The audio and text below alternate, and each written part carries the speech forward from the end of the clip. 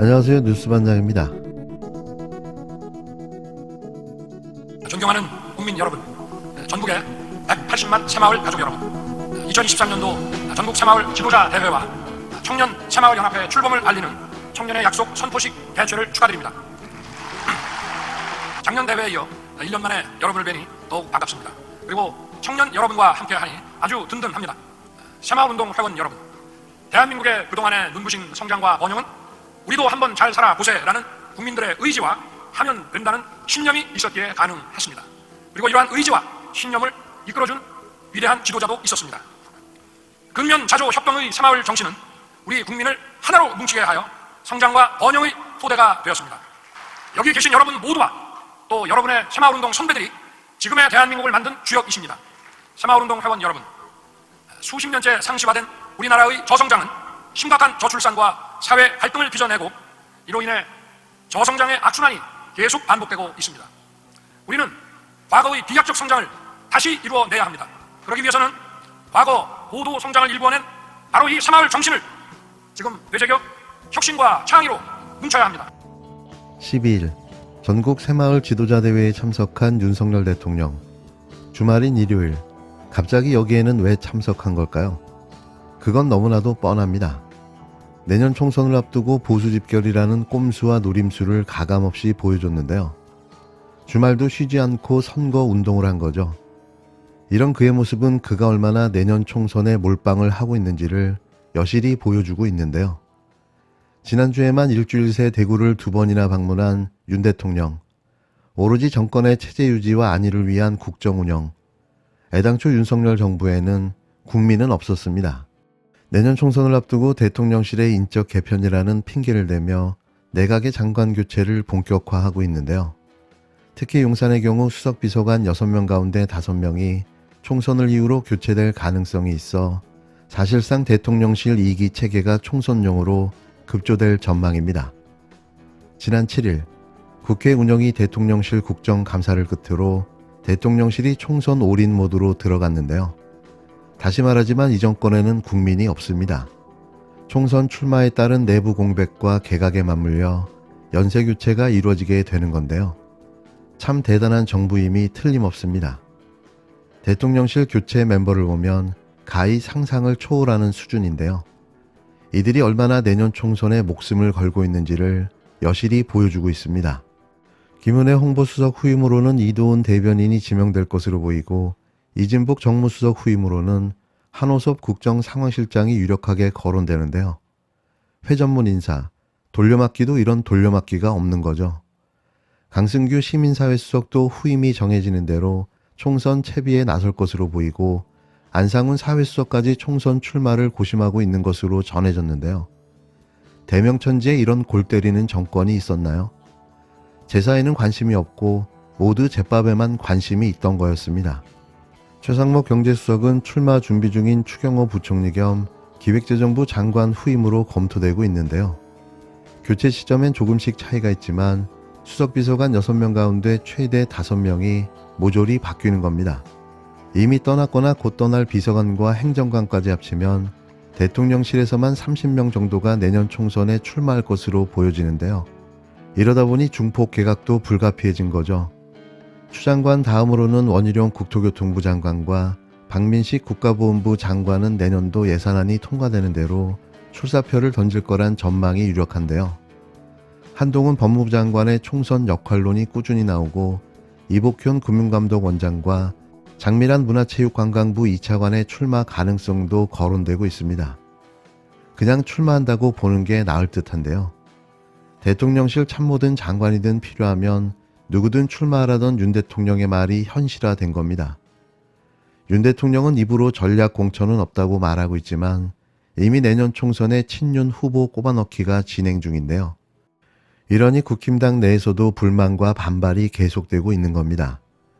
내년 총선은 말 그대로 윤석열 정권과 국힘당의 폭망 선거로 이어질 텐데요. 이따위로 국정을 운영하면서 자신의 측근 50여 명을 공천한다고요? 그걸 국민들이 납득할까요? 또 공천을 못 받은 국힘당 전현직 의원들은 가만히 있겠습니까? 말 그대로 아사리판이 시작되는 거죠. 이래서 내년 총선에 국힘당 25석에서 30석이라는 말이 나오는 겁니다. 김대기 대통령실 비서실장이 28억 발행어음 재산신고 누락에 대한 정치적 책임을 지는 차원에서 윤석열 대통령에게 사의를 표명할 생각이 없냐는 요구를 거부했습니다. 김 비서실장은 지난 7일 국회 운영위원회 국정감사 때 작년 5월 재산신고 때 28억 7천만 원 상당의 발행어음을 누락한 사실을 지적받았는데요. 공직자윤리법에 따르면 재산신고 누락은 경고 및 시정조치, 2천만 원 이하의 과태료 부과, 해임 또는 징계 의결 요구 등의 조치를 취하게 되어 있는데요. 김 비서실장은 당시 관련 징계 처분 내용 등에 대해 공직자윤리법, 개인정보보호법 등을 이유로 밝히지 않았습니다. 민주당 김용호 의원은 8일 대통령실 국정감사에서 김대기 비서실장의 재산신고 28억 누락 사실이 운영위 국감에서 밝혀졌는데 아직도 이 문제에 대해서 대통령실은 대수롭지 않게 생각하는 것 같다며 국회의원일 경우 이 정도의 누락이면 의원직을 상실하는 매우 엄중한 사실임에도 일체의 징계 처분을 내린 적이 없다고 지적했습니다. 이와 관련해 어떠한 처분, 어떠한 징계를 받았는지 국민들이 궁금해하고 분노하고 있다면서 김대기 실장은 이 문제를 국민들께 소상히 밝히고 사과해야 한다고 쏘아붙였는데요. 하지만 이관섭 국정기획수석은 이에 끝까지 항변하며 공개할 수 없는 개인정보라며 애둘러 해명하고 나섰습니다. 이런 자들이 무슨 총선에 출마를 할까요? 대체 자격은 있습니까? 김대기 비서실장의 재산신고 28억 누락 운영위 국감에서 밝혀졌는데 아직도 이 문제에 대해서 대통령실은 대수롭지 않게 생각하는 것 같습니다. 아시다시피 국회의원일 경우 이 정도의 누락이면 의원직 상실이죠. 매우 엄중하게 처리가 되는 거 잘 아실 텐데요. 대통령실은 국감자료에 소속 공무원에 대해 일체 징계 처분을 내린 것이 없다고 한 반면 어제 예결위에서 인사혁신처장은 김 실장 재산신고 누락 처분 사실이 있다고 했습니다. 누가 지금 거짓말 치는 거죠?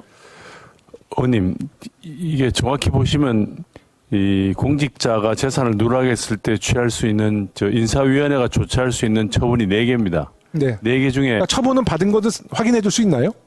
처분은 제가 알기로는 어제 예결위 때 질의에서 네. 인사혁신처장께서 처분을 하셨다고 말씀하셨기 근데 때문에 김대기 실장은 그걸 확인 안 해줬단 말이에요. 그게 이제 어떤 본인이 엇박자가 난 어떤 건데. 처분을 받았는지를 확인이 안 해줬다는 그 말씀입니다. 네, 작년 8월 김 실장이 공개된 재산은 48억 1,468만 원, 올해 3월 공개된 재산은 73억 4,500여만 원, 7개월 사이에 25억 원이 이제 증가한 것으로 나타나는데, 그런데 28억 원에 달하는 거액의 재산을 누락해 신고했는데, 이제 김 실장은 공직자윤리법과 개인정보를 운운하면서 공개를 지금 거부하고 있는 거잖아요.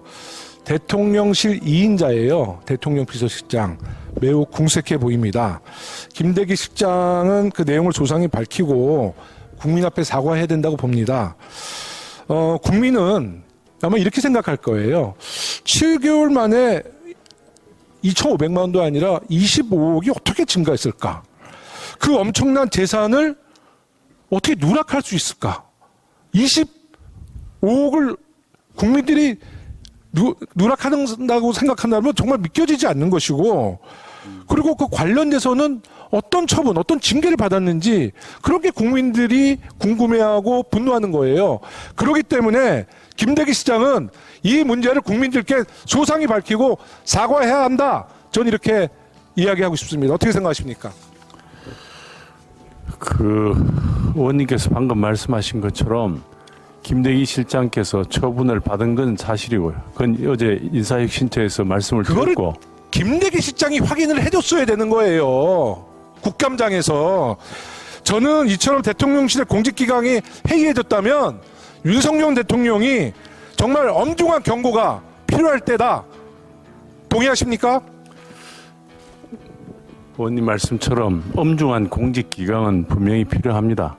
다만 이건 사안에 따라서 구분해서 말씀하셔야지, 김대기 실장의 재산 누락건에 대한 징계라고 아니요, 저는 징계 여부는 제가 판단할 문제는 아니지만 이 내막을 국민들께 소상히 밝히고 유감을 표명하는 것이 기본적인 공직자의 자세가 아니냐는 거예요.